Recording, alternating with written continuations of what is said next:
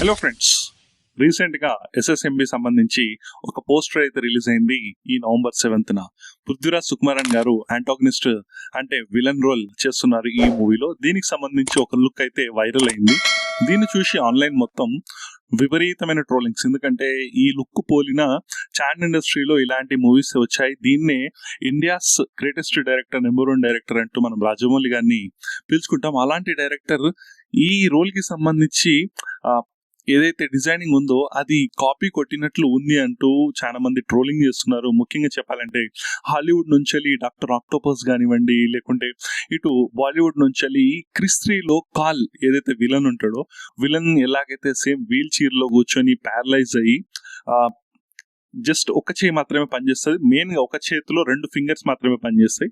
ఆ ఫింగర్స్ తోనే కంప్లీట్ గా ఆపరేట్ చేస్తూ ఉంటాడు, శక్తివంతంగా ఉంటాడు. సేమ్ అదే విధంగా ఈ మూవీలో కూడా పృథ్వీరాజ్ సుకుమారన్ గారు సేమ్ అలాగే కనిపిస్తున్నారు. ప్యారలైజ్ అయ్యి ఒక పవర్ఫుల్ విలన్ లా. బ్యాక్ సైడ్ చూస్తే కొన్ని వెపన్స్ అయితే ఉన్నాయి. ఆ వెపన్స్ అన్ని కూడా డాక్టర్ ఆక్టోపస్ మూవీకి కొంచెం కాపీలా ఉందని చెప్పి, ఇది కాకుండా దీంతో పాటుగా తమిళ్ ఇండస్ట్రీ నుంచి కూడా 24 మూవీ సూర్య గారిది మనం చూసాం. సో ఆ లుక్ కూడా ఈ మూవీతో మ్యాచ్ అవుతుంది.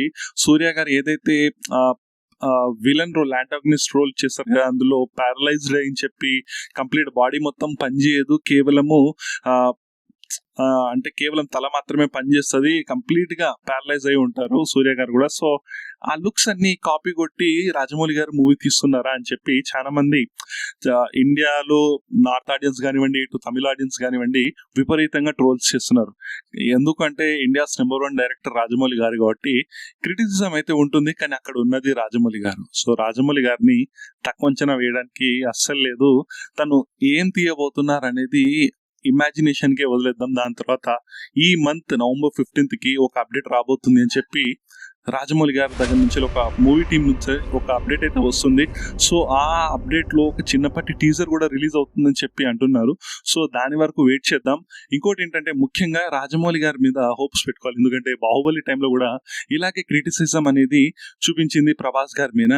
సో ఆ తర్వాత ఆ మూవీ ఎన్ని రికార్డ్స్ క్రియేట్ చేసిందో, ఎన్ని వండర్స్ క్రియేట్ చేసిందో మనకు తెలిసిందే. So collection Indian box office ని బద్దలు కొట్టి ఇండియాలో హైయెస్ట్ గ్రాసర్ ఏదైతే మూవీ కలెక్ట్ చేసిన మూవీ ఉందో అది బాహుబలి, మనందరికీ తెలుసు. సో అంతటి కలెక్షన్స్ కొల్లగొట్టిన మూవీ ఇది. దాంతో పాటుగా పృథ్వీరాజ్ సుకుమారన్ యాక్టింగ్ గురించి కూడా రాజమౌళి గారు one of the finest actor అని చెప్పారు.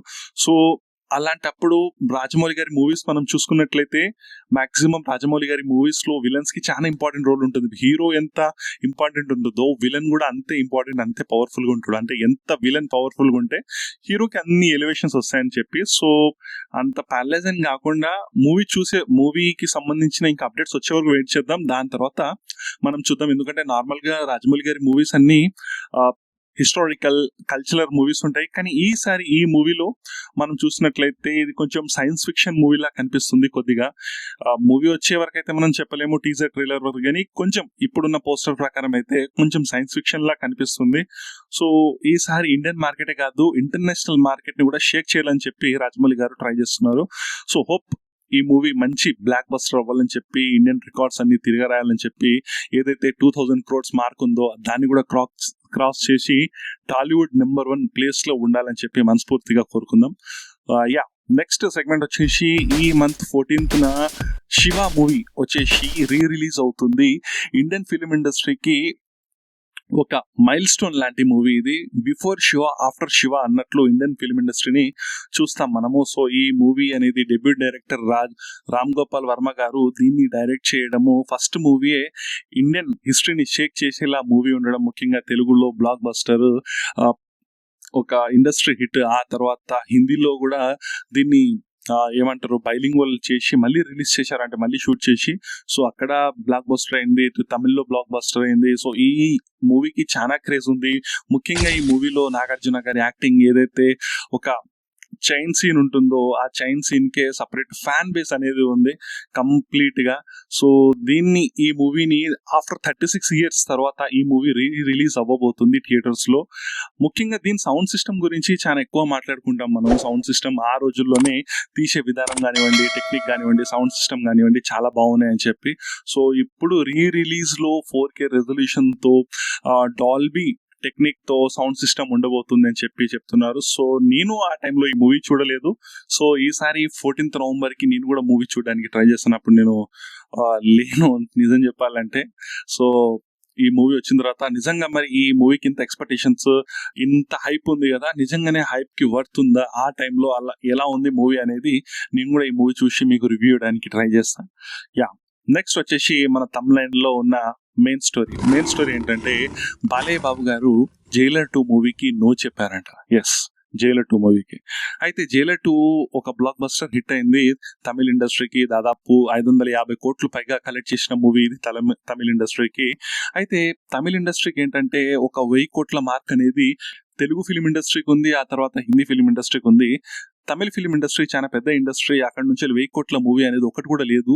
అది కలెక్ట్ చేస్తుందా చెయ్యదా అని ఒక అపోహ అయితే ఉంది. దాన్ని బాలకృష్ణ గారు జైలర్ 2కి ఉండడం వల్ల, ఈ మూవీలో ఇంకా ఇతర స్టార్స్ కూడా ఉండడం వల్ల ఖచ్చితంగా ఈ మూవీ 1000 కోట్లు కలెక్ట్ చేస్తుందని చెప్పి అందరు అనుకున్నారు. దీనికంటే ముందు కోహ్లీ మూవీకి అనుకున్నారు, కానీ కోహ్లీ మూవీ తేడా కొట్టేసింది, మనందరికీ తెలిసిందే. సో ఈ మూవీ పైన చాలా ఎక్స్పెక్టేషన్స్ ఉన్నాయి.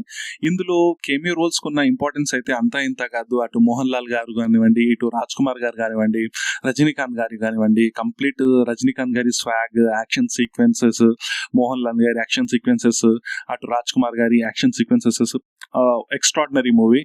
అయితే అదే స్టైల్లో దాదాపు కూలీ మూవీలో కూడా రజనీకాంత్ గారి లుక్, అదే టైప్ ఆఫ్ యాక్షన్ సీన్స్ ఉంటాయి. సో జైలర్ మూవీలో కూడా అలానే ఉంటే మాత్రం కొంచెం అయితే కష్టమైతే నా వరకు అయితే అనిపిస్తుంది. అయితే ఈ మూవీలో బాలకృష్ణ గారు ఉన్నారు. దాదాపు 15 to 20 minutes రోల్ ఏదైతే బాలకృష్ణ గారిది ఉంది, అది చాలా powerful police officer role. So ఇది మూవీకి చాలా ప్లస్ అని చెప్పి టాక్. అయితే బాలయ్య బాబు గారు తెలుగు ఫిలిం ఇండస్ట్రీతోని ఉండడం వల్ల తమిళ ఇండస్ట్రీ నుంచి రజనీకాంత్ గారికి తెలుగులో ఒక సపరేట్ ఫ్యాన్ బేస్ ఉంది, మన అందరికి తెలిసిందే.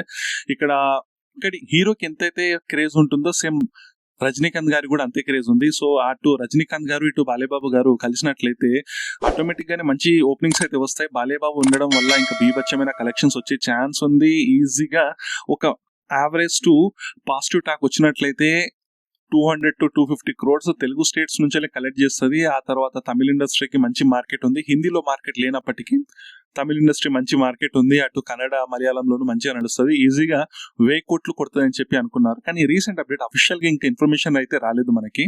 కానీ బాలయ్య బాబు గారు ఈ మూవీ నుంచి తప్పుకున్నట్లు, దీని మూవీ ఓకే చేయలేదు అన్నట్లు ఒక సోర్స్ ప్రకారం అయితే మనకు న్యూస్ అందుతుంది. సో ఈ మూవీ లేకపోవడం వల్ల ఒక రకంగా జైలర్ 2 మూవీకి ఒక మైనస్. ఎందుకంటే బాలయ్య బాబు గారు ఉన్నట్లయితే ఈ మూవీకి ఇంకా బూస్టప్ గా ఉండేది. సో లేకపోవడం ఒక మైనసే అని చెప్పొచ్చు. యా, మీకు ఎలా అనిపిస్తుంది? బాలయ్య బాబు గారు ఈ మూవీలో ఉంటే బాగుండేదా, లేకుంటే చేయకపోతేనే బెస్ట్ అని చెప్పి మీ ఒపీనియనా? దాంతోపాటు బాలయ్య బాబు గారికి రీసెంట్ గా ఇంకా కమిట్మెంట్స్ చాలానే ఉన్నాయి. ఇటు అఖండ 2కి సంబంధించి అప్డేట్స్ పైన అప్డేట్స్ వస్తూనే ఉన్నాయి. ఆ తర్వాత ఈ అఖండ 2 అనేది కూడా December 5th రిలీజ్ అవుతుంది. మొన్న మనం తాండవం సాంగ్ ప్రోమో అయితే చూసాం. అయితే అందులో నేను ఒక చిన్న మిస్టేక్ చెప్పాను. ఏంటంటే తాండవం ఫుల్ సాంగ్ వచ్చేసి 9th ఇవ్వాలని చెప్పాను, కానీ సారీ, మన ఫాలోవర్స్ కూడా ఒకరు చెప్పారు లేదన్నా ఇది 14th ఫుల్ సాంగ్ అనేది రిలీజ్ అవుతుందని చెప్పి. దాని తర్వాత నేను వెరిఫై చేస్తే నిజంగానే November 14th ఈ ఫుల్ సాంగ్ అనేది రిలీజ్ అవబోతుంది. సో ఇది నా దగ్గర నుంచి జరిగిన mistake. Thanks for correcting me. Yeah, hope this movie do wonderful in box office. దీంతో పాటుగా అప్కమింగ్ మూవీస్ లో కూడా నెక్స్ట్ బాబీ గారితో మూవీ ఉండబోతుంది, బాలకృష్ణ గారిది. సో మీ యొక్క ఒపీనియన్స్, జైలర్ మూవీ చేయడం మంచిదా, చేయకపోవడం మంచిదా, మీ కామెంట్స్ రూపంలో తెలియజేయండి. దాంతోపాటుగా ఈ వీడియో పైన మీకు ఎలా అనిపించింది, ముఖ్యంగా చెప్పాలి అంటే SSMB పోస్టర్ పైన ఎలా అనిపించింది, మీ యొక్క ఒపీనియన్స్ ని. శివ రిలీజ్ ఉంది కదా, దాన్ని ఎంతమంది చూడాలి అని అనుకుంటున్నారు, మీ యొక్క ఒపీనియన్స్ శివ మూవీ పైన అది కూడా తెలపండి. సో కంప్లీట్ గా మన ఈ వీడియో పైన కంప్లీట్స్ మీ ఒపీనియన్స్ ని, మీ ఫీడ్బ్యాక్ ని మన ఈ కామెంట్ రూపంలో తెలియచేయండి. దాంతోపాటుగా మన ఛానల్ని లైక్ చేసి, షేర్ చేసి, సబ్స్క్రైబ్ కూడా చేసి పెట్టుకోండి. కంప్లీట్గా మన ఛానల్ నుంచి ఎంటర్టైన్మెంట్ సంబంధించిన వీడియోస్ వస్తూనే ఉంటాయి. ప్రతిరోజు నేను ట్రై చేస్తూనే ఉంటాయి అప్డేట్స్ ఇవ్వడానికి. యా, నెక్స్ట్ మరి ఒక ఇంట్రెస్టింగ్ వీడియోతో మనం మళ్ళీ కలుద్దాం. అంతవరకు by bye friends. Thanks for watching. Signing off.